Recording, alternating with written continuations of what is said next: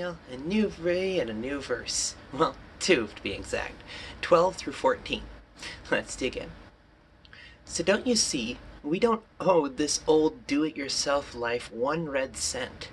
There's nothing in it for us. Nothing at all. The best thing to do is to give it a decent burial and get on with your new life.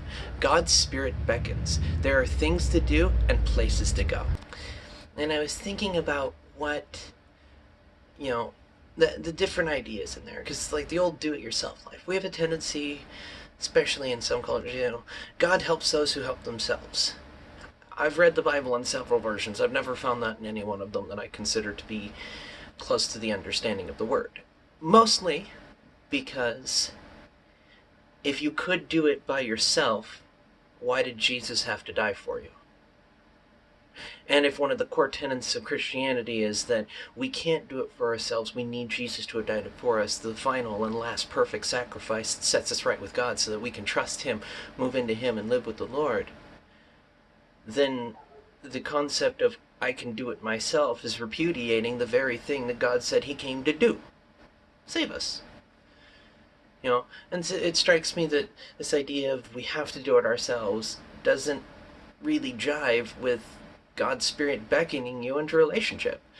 Because if it's just yourself, where's God in it? That we can put away that I have to do it myself life, and we can pick up the life abundant that God gives. Because He will show us what to do. He teaches us. That's the beauty of relationship, connection.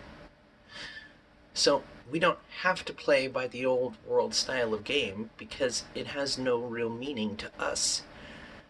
Why play by the rules of a kingdom that is hevel when the kingdom we serve is the kingdom of God, which is eternal?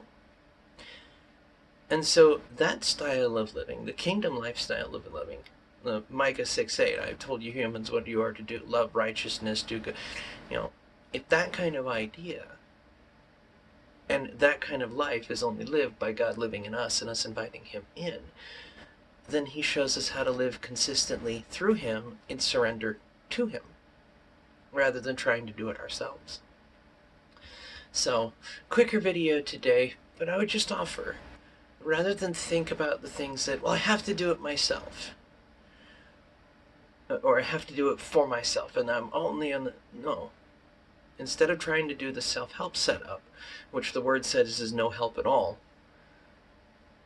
turn to God. Because the word says that when you do, He is there. James 1:5, I think it is, where He gives wisdom unabashedly, that when we ask, we receive. And where Jesus says, you don't have because you haven't asked for it. And then keeping in mind that some of the things we ask for, we may not need. That becomes an issue of supplication and trusting God's timing. It's like, oh, I need this then and now. But do you need it then and now? You want it, most definitely, not arguing that. But we've seen examples all over science and all over history, the word, wherever you want to find them. Sleep, we think it's a need. No. There are people that have, because of brain injuries, not slept in years. Food. Well, how many people around the world fast and, don't? I haven't eaten anything in 20 years. Oh, well, then, okay. Because what we think we need may not be what we need.